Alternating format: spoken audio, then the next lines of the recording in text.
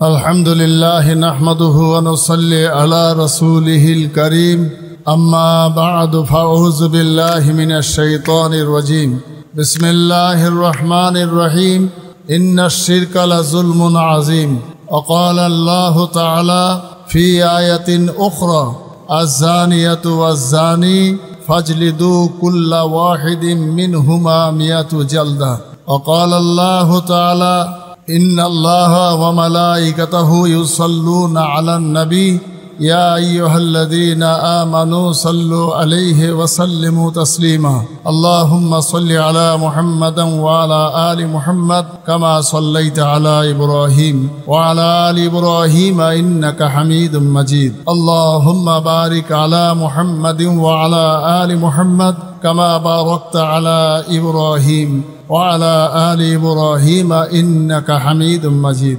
আলহামদুলিল্লাহ, শুকরিয়া মহান আল্লাহর যে আমরা ইমানদার মোমেন মুসলমান। কলেমা শরীফ পড়েছি যখন, লা ইলাহা ইল্লাল্লাহ, নেই কোনো উপাস্য আল্লাহ ছাড়া, মুহাম্মাদুর রাসূলুল্লাহ সাল্লাল্লাহু আলাইহি ওয়াসাল্লাম হচ্ছেন আল্লাহর প্রেরিত পয়গম্বর। অর্থাৎ সারা বিশ্বের মানুষ জানে যে ইসলাম ধর্মটা এক আল্লাহ বিশ্বাসী। সেই জন্যে আমরা যখন এক আল্লাহ বিশ্বাসী, সেই মহান স্রষ্টা আল্লাহর রসুল হজরত মুহাম্মদ সাল্লাল্লাহু আলাইহি সাল্লাম আমাদেরকে সেই শিক্ষা দিয়ে গেছেন। আর সেই রসুলের প্রতি মহান আল্লাহ 40 বছর বয়সে গারে হেরায় জাবালে নূরে কোরআনুল কারীম তেলাওয়াত করে সমস্ত বিশ্ববাসীর কাছে আল্লাহর তরফ থেকে একটা কোরআন নামক কিতাব আমাদের উপরে আল্লাহ প্রেরণ করলেন। বিশ্বনবী হযরত মুহাম্মদ সাল্লাল্লাহু আলাইহি সাল্লাম সেই কোরআনের বাণী সারা পৃথিবীর জমিনে ছড়িয়ে দিলেন। আর সেই কোরআনে মহান আল্লাহ শুরুতে বলেছেন, জালিকাল কিতাব লা রাইবা ফি, এই কিতাবে যাররা পরিমাণের সন্দেহ নাই। যে কিতাবে বিন্দু পরিমাণের সন্দেহ নাই, নিখুঁত একটা কিতাব, যার জের জবর পেশ নোক্তাকে বিন্দু পরিমাণের পরিবর্তন করার ক্ষমতা পৃথিবীর কোনো মানুষের হয়নি এবং হবে না। যেহেতু কোটি কোটি হাফেজ কোরআনের তৈরি হয়ে আছে, সারা পৃথিবীর যত কিতাব আছে কোরআনুল কারীম, সেই কিতাবগুলোকে যদি কেউ সব দরিয়ায় ফেলেও দেয়, তারপরেও যে হাফেজগুলো পৃথিবীতে মহান আল্লাহ তার দেওয়া অনুদানে হয়ে আছে, তারাই আবার ওরকম কোটি কোটি কোরআনুল কারীম লিখে দিতে পারে। সেই নিখুঁত একটা কিতাব, তাতে বলা আছে যে আজ্জানিয়াতু আজ্জানি ফাজলিদু কুল্লা ওয়াহিদিম মিনহুমা, ব্যভিচারী এবং ব্যভিচারিণী এবং ব্যভিচারী, তাদেরকে 2 রকম শাস্তির কথা বলা হয়েছে। একটা হলো তাদেরকে 100টা দুর্রা মেরে তাদের শাস্তি দেওয়া, আর একটা শাস্তি হলো তাদেরকে কোমর পর্যন্ত পুঁতে ফেলে জনসমক্ষে পাথর নিক্ষেপ করে তাদেরকে মেরে ফেলা। তাহলে যেখানে ব্যভিচারীর উপরে এত কঠোরতম আয়াতে কারিমা আল্লাহ নাজিল করলেন, সেই ব্যভিচারী নিঃসন্দেহে ইমানদার মোমেন মুসলমান শুধু নয়, সারা পৃথিবীর মানুষ জানে যে মক্কা শহরে, মদিনা শহরে, ইসলামিক কান্ট্রিতে, সেখানে ব্যভিচারীর নামগন্ধ নেই। মানুষ জানে যে কাজ করলেই তার রজম করা হবে, অর্থাৎ কোমর পর্যন্ত পুঁতে ফেলে সারা দেশের মানুষ পাথর নিক্ষেপ করে তাকে মেরে ফেলবে। সেই জন্যে সেখানে ব্যভিচারীর নামগন্ধ নেই বললেই চলে। তারপরেও আমি ওই সমস্ত মানুষগুলোকে বলবো, যারা মানুষের ভোট নিয়ে মসনাদে বসতে চায়, মানুষের ভোট নিয়ে যারা এমএলএ মন্ত্রী হতে চায়, সেই মানুষগুলো সে যে দলেরই হোক না কেন, তারা কোনো রাজনৈতিক দলের নেতৃত্বে থাকার পরে, ক্ষমতায় থাকার পরে, সমস্ত ধর্মের মানুষের ভোট নিয়ে তারা ক্ষমতায় আসার পরে একটা ধর্মের উপরে আঘাত করে কথা বলা তাদের জন্য চরম অন্যায়। সে যে দলেরই হোক না কেন, তারা রাজনীতি করতে এসছে, রাজনীতি করবে, কিন্তু কোনো রাজনৈতিক দলে থেকে সে কোনো ধর্মের বিরুদ্ধে বলবে, এটা শোভনীয় নয়। সেই জন্যে তার চরম অন্যায়। আর সেই চরম অন্যায়ের জন্য সমস্ত পশ্চিম বাংলা তথা পৃথিবীর মানুষের কাছে জনসমক্ষে তার ক্ষমা চাওয়া উচিত। কোরআন এবং হাদিস, ইসলাম ধর্ম সম্পর্কে তার জ্ঞান নেই, সে জানেই না যে ইসলামটা কি। তারপরেও সে মুসলমানদের এই পবিত্র কোরআনের আয়াতের বিরুদ্ধে কথা বলে, এবং সে একটা রাজনৈতিক দলের লোক হওয়ার পরেও সে কোন সূত্রে আর একটা ধর্মের বিরুদ্ধে বলে। একজন মুসলিম কোনো রাজনৈতিক নেতা সে যেমন হিন্দু ধর্মের বিরুদ্ধে বললেও তার দণ্ডনীয় অপরাধ, এবং কোনো রাজনৈতিক দল যেন তার টিকিট না দেয়, তার মতন নেতাকে যেন তার দলে আশ্রয় না দেয়। এবং কোনো হিন্দু নেতা সে যদি কোনো মুসলিম ধর্ম নিয়ে উল্টোপাল্টা বলে তাকেও বহিষ্কার করে একেবারে রাজনীতি থেকে তাকে ছুঁড়ে ফেলে দেওয়া, বঙ্গোপসাগরে ছুঁড়ে ফেলে দেওয়া উচিত। আমি মনে করি রাজনৈতিক নেতৃত্বে যারা থাকেন তারা জাতি ধর্ম বর্ণ নির্বিশেষে সর্বস্তরের মানুষের ভোট নিয়ে তারা ক্ষমতায় আসে, তাই সমস্ত ধর্মের প্রতি তাদের শ্রদ্ধা রেখে কথা বলা উচিত। বেয়াদব ওরা, নির্লজ্জ ওরা, নীতি আদর্শচ্যুত ওরা, যে কালকে টুপি মাথায় দিয়ে তুমি ইফতার করছো, এরও আমি চরম বিরোধী। তুমি যখন একজন একটা ধর্মের মানুষ, তুমি কেন আর একটা ধর্মের ভেকধারী হয়ে ইফতার করতে বসো? তোমার তো লজ্জা করা উচিত। আবার একজন কোনো মুসলিম নেতা সে হিন্দু ধর্মের কোনো পুরোহিত সেজে সেখানে গিয়ে ফিতে কাটবে, মন্ত্র পড়বে, সেটাও তার জন্য চরম অন্যায়। সেই জন্যে লোক দেখানো, ভোট নেওয়ার আশায় এ সমস্ত নোংরামি ত্যাগ করা উচিত। তুমি মুসলমান থাকলেও কি, আর তুমি মুসলমান না থাকলেই বাকি, তুমি হিন্দু থাকলেই বাকি আর না থাকলেই বাকি, তোমার জন্যে দেশের মানুষের ভিতরে বিভেদ তৈরি হবে, তোমার জন্য একটা রাজনৈতিক দলের বদনাম হবে, রাজনৈতিক দলের যারা শীর্ষে আছেন তাদের সামলাতে ঘাম ছুটে যাবে। এইরকম নোংরা কথাবার্তারা তোমাদের মুখ দিয়ে মানায় না। সেই জন্যে যারা এই শরিয়া তথা ইসলাম সম্পর্কে জ্ঞান রাখে না, তারা জানে না যে ইসলাম ব্যভিচারী নিয়ে কোনো মাথা ঘামায় না, দেবদেবীর পুজো করলে তারা কাফের হয়ে যায়। কি ধরনের বাজে মন্তব্য করা, এসব রাজনৈতিক করা নাকি? গুন্ডামস্তান নিয়ে ভোট না করিয়ে লুটপাট করে নেতা সাজা, লুটপাট করে নেতা সাজা যায়, সেটা তো 5 বছরের জন্যে। কোরআন তো 5 বছরের নয়, কোরআন তো 1500 বছর আগে বলে দিয়েছে যে ব্যভিচারী শাস্তি। একটা নির্লজ্জের মতো কোরআনের উপরে হস্তক্ষেপ করা, ইসলাম ধর্মের উপরে হস্তক্ষেপ করা, এদেরকে কোনো দল যেন কোনো দিনই আগামী দিনের নির্বাচনে যেন টিকিট না দেয় যারা একটা ধর্মের উপরে আঘাত আনে। আমি বলতে চাইছি, এরা সর্বধর্মের মানুষ বসবাস করা দেশ, এরা গণতন্ত্র দেশ। এদেশের মানুষ গণতন্ত্রকে প্রিয় মানুষ। এদেশের মানুষ এরকম নোংরা কথাবার্তা বললে তাকে শ্রদ্ধা করে না, ঘৃণাই করে। সত্যিকারের যারা অমুসলিম তারাও, সত্যিকারের যারা হিন্দু ধর্ম বিশ্বাসী, সনাতন ধর্ম করে, তারাও কোনোদিনই ইসলাম ধর্ম নিয়ে তাদের ভাবনা খারাপ নেই। আসলে সে জানে যে আমার ধর্মটা আমাকেই করতে হবে। মুসলমানরা ঈদের নামাজ পড়বে, রোজা করবে, তাদের কর্ম তারা করবে। খ্রিস্টানরা তাদের গির্জা যাবে, তাদের কাজ তারা করবে। এটা তো সেই বিশ্বাসে ভারতবর্ষ চলে। তাহলে একটা ধর্মের গ্রন্থ সম্পর্কে জ্ঞান নেই, ঝটাং করে একটা কথা বলে দিলাম কেন? বাজার গরম করার জন্যে, লোকে আমাকে চিনুক। বিতর্কিত কথা বললে মানুষ চেনে না, ঘৃণা করে, অভিশাপ করে, তার পরিণতি খারাপই হয়।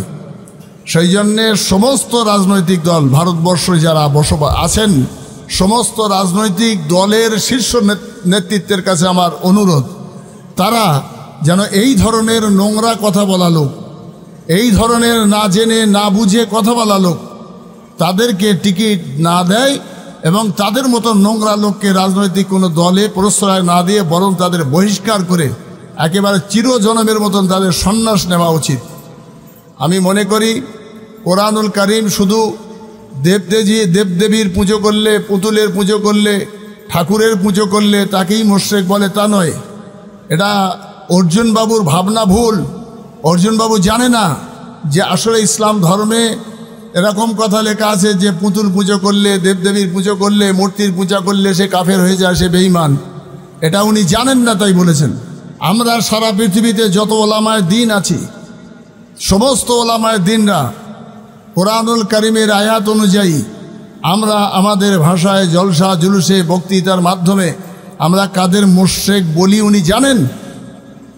আমরা দেবদেবীর পুজো করা লোকের বলি না, আমরা বলি আমাদের পীর ও মুর্শিদ খাজা মঈনুদ্দিন চিশতি রহমাতুল্লাহ আলাইহ, আমাদের পীর ও মুর্শিদ বড় পীর আব্দুল কাদের জিলানী রহমাতুল্লাহ আলাইহ, আমাদের পীর ও মুর্শিদ গাজী মোবারক শাহ রহমাতুল্লাহ আলাইহ, আমাদের পীর ও মুর্শিদ হযরত শাহ একদিন রহমাতুল্লাহ আলাইহ, শাহ গোরাচাঁদ রহমাতুল্লাহ আলাইহ, শাহ সৈয়দ আসগর আলী রহমাহুল্লাহ, এ সমস্ত ফুরফুরার পীর মুজাদ্দিদুজ্জামান, প্রত্যেকটা কবরে যত পীর মোর্শেদ বুজুর্গ লোকেরা শুয়ে আছেন, সেখানে গিয়েও আমরা ইসলাম ধর্মে কঠোরতম নিষেধ সেজদা করা, চুমু দেওয়া, ফুলসিন্নি দেওয়া, এবং সেখানে গিয়ে যদি কেউ মাথা হ্যাট করে তাহলে সে লোকটাও মুশরিক তথা কাফের হয়ে যায়। তাহলে বোঝা যাচ্ছে যে আমরা দেবদেবীর বিরুদ্ধে নয়, বরঞ্চ এক আল্লাহ ছাড়া অন্য কোথাও মাথা হ্যাট করার বিরোধী। সেই জন্য আমাদের পীর মোর্শেদদের কাছে যদি মাথা হ্যাট করে, আমরা তো তাদেরকে মুশরিক বা কাফের বলি। সেটা তো অমুসলিমদের কোনো দেবদেবী নন। খাজা মঈনুদ্দিন চিশতি একজন মুসলিম, একজন পীর সাহেব। বড় পীর আব্দুল কাদের জিলানী তিনি একজন মুসলিম, তিনি একজন পীর সাহেব। কুতুবউদ্দিন কাকি তিনি একজন পীর সাহেব। হযরত নিজামউদ্দিন আউলিয়া তিনি একজন আল্লাহর ওলি। হযরত গৌসুল আপনার খাজা গরিবে নওয়াজ থেকে শুরু করে সারা ভারতবর্ষের জমিনে যত পীর ওলির কবর আছে, সেই কবরে কোনো মুসলমান গিয়ে মাথা হ্যাট করে সেজদা করলে সে কাফের হয়ে যায়, তার ঈমান থাকে না। অর্থাৎ ইসলাম ধর্ম শিরকের বিরোধী কথার অর্থ হলো আল্লাহর সঙ্গে কাউকে শরীক করো না। তাহলে আল্লাহর সঙ্গে যদি কোনো পীর সাহেবের অংশীদারি করে, কোনো বুজুর্গ কোনো আল্লাহর ওলির কবর গিয়ে তার কাছে চায়, সেও কাফের। আমরা তো দেবদেবীর পুজো করলে তাদের কাফের বলি না। তাহলে কোরআন তো ওই কথা বলেনি, বরং কোরআন স্বীকৃতি দিয়েছে লাকুম দীনুকুম ওলিয়া দিন। সেদিনে যখন বেঈমান আবু জেহেলরা 6 মাস দেবদেবীর পুজো করতে বলেছিল, আর 6 মাস তারা আল্লাহর পুজো করবে, হজরত মুহাম্মদ সাল্লাল্লাহু আলাইহি সাল্লাম বলেছিলেন যে না, এটা সম্ভব নয়। তোমরা তোমাদের দেবদেবীর পূজা করো, আমি আমার এক আল্লাহ বিশ্বাসী, আমি তার পুজো করব। আমি 6 মাস তোমাদের সঙ্গে অভিনয় করব, তোমরা আমার সঙ্গে 6 মাস অভিনয় করে আল্লাহর পুজো করবে, এটা ধর্মে নেই। সেই জন্যে আমি আপনাদের কাছে অনুরোধ করে বলবো যে যে সমস্ত রাজনৈতিক নেতারা নেতৃত্বে আছেন, সে একেবারে পঞ্চায়েত লেভেল থেকে শুরু করে প্রাইম মিনিস্টার পর্যন্ত, রাষ্ট্রপতি পর্যন্ত, আমি প্রত্যেকটা নেতা নেত্রীর কাছে অনুরোধ করে বলবো, কোনো রাজনৈতিক দলের নেতৃত্বে থাকা মানুষ যাদের গায়ে রাজনীতির ছাপ আছে, তারা যেন কোনো ধর্মের বিরুদ্ধে কথা না বলে, কোনো ধর্মগ্রন্থর বিরুদ্ধে কথা না বলে। কোনো মুসলিম নেতা হিন্দুদের বলবে না, কোনো হিন্দু নেতা কোনো মুসলিমদের বলবে না, কোনো খ্রিস্টান নেতা কোনো ইসলাম ধর্মের বিরুদ্ধে বলবে না। ইসলাম ধর্মের কোনো ধর্মীয় নেতা সে যেন কোনোদিনই খ্রিস্টানদের বিরুদ্ধে না বলে। ওটা ধর্মীয় ব্যাপার, যার ধর্ম তাকে করতে দিন। মহান আল্লাহ সবাইকে তৈরি করেছেন, আল্লাহ তাআলা হিসাব নেবেন। খ্রিস্টানরা যদি আল্লাহকে ভুলে যিশুর আরাধনা করে, হিন্দুরা যদি আল্লাহকে ভুলে দেবদেবীর আরাধনা করে, মুসলিমরা যদি আল্লাহকে ভুলে পীর ওলিদের কবরে গিয়ে আরাধনা করে, তাদের বিচার মহান আল্লাহ করবেন। তুমি বিচারটা হাতে তুলে নিতে যেও না, আর কোরআন অপব্যাখ্যা করতে যেও না। সারা পৃথিবীতে আমার তো ধারণা যে একটাই কিতাব যার নাম কোরআনুল কারীম, সেই কিতাবেই এই কথা বলা হয়েছে আয-যানিয়াতু ওয়াজ-যানি ফাজলিদু কুল্লা ওয়াহিদিন মিনহুমা মিয়াতু জালদা। অর্থাৎ ব্যভিচারী ব্যভিচারিণীদেরকে 100টা দুররা মারতে বলা হয়েছে। এই শাস্তি অন্য কোনো ধর্মে গ্রন্থ লেখা আছে কি আমার জানা নেই। তাই ধর্ষণ এবং ব্যভিচারীকে ইসলাম ঘৃণা করে, কোরআন ঘৃণা করে, তার শাস্তিও কঠোরতম বলে ঘোষণা করে রেখেছেন মহতারাম। তাই সেই জন্যে যে সমস্ত রাজনৈতিক নেতৃত্বে নেতারা আছেন, সামনে ইলেকশন, আমি করজোড়ে নিবেদন করব, আমরা ভারতবর্ষের মানুষ হিন্দু ধর্ম, জাতি, ধর্ম, বর্ণ নির্বিশেষে যেন মিলেমিশে যেমন আছি তেমন থাকতে পারি। এতে সুড়সুড়ি দিয়ে, ধর্মের দোহাই দিয়ে, ধর্মের বিরুদ্ধে বলে, ধর্মের টুপি ভেকধারী ধর্মীয় পোশাক আশাক পরে কেউ কাউকে ছোট করে দেশে অশান্তির বাতাবরণ তৈরি করবেন না। বড় কষ্ট করে, অক্লান্ত পরিশ্রম করে, জীবন উৎসর্গ করে, রাতের অন্ধকারে খানা খুন্দুকে থেকে হযরত মাহমুদুল হাসান রহমতুল্লাহ, শায়খুল হিন্দ হোসেন আহমদ মাদানী রহমতুল্লাহ, হযরত মাওলানা আশফাকুল্লাহ সাহেব, হযরত মাওলানা ওবায়দুর রহমান সাহেব, এরকম অগণিত পীর মোর্শেদরা, সেই সঙ্গে ভগৎ সিং থেকে শুরু করে ক্ষুদিরাম, সেই সঙ্গে মাতঙ্গিনী হাজরা থেকে শুরু করে নেতাজি সুভাষচন্দ্র বসু, এ সমস্ত মানুষগুলো সেদিনে কঠোরতম পরিশ্রম এবং লড়াই করে জাতি, ধর্ম, বর্ণ নির্বিশেষে ইংরেজদের মতন অত্যাচারীদেরকে বিতাড়িত করে এ ভারত স্বাধীন করেছিলেন। তাই আমি গুণক করে আশা করিনি যে কোনো রাজনৈতিক নেতা কোনো ধর্মের বিরুদ্ধে বলুক, সে যে ধর্মেরই হোক না কেন।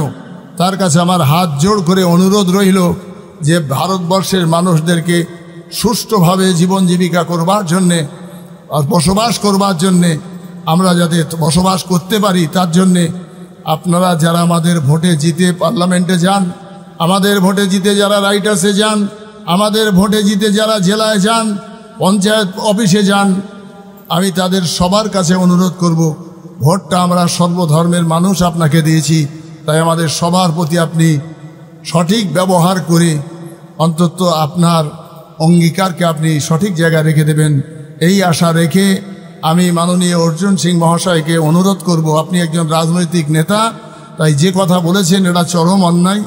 আপনি সর্বস্তরের মানুষের কাছে অন্তত আপনার যে মিস্টেড হয়ে গেছে কথাটা বলতে গিয়ে, আপনি সে কথাটাকে উইথড্র করে নিয়ে এবং মানুষের কাছে ক্ষমা চেয়ে নেবেন।